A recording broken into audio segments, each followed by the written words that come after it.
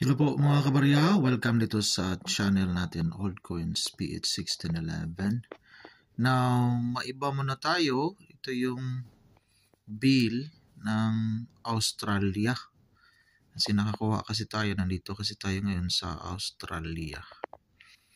So, ito yung kanilang $5 na bill ng Australia. So, standard banknote po ito.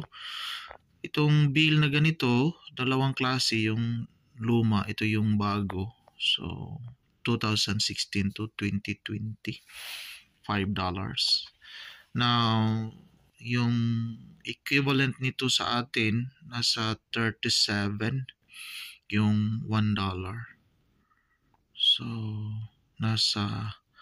maabot ito ng 37 sa ngayon. Now, polymer, gawa po ito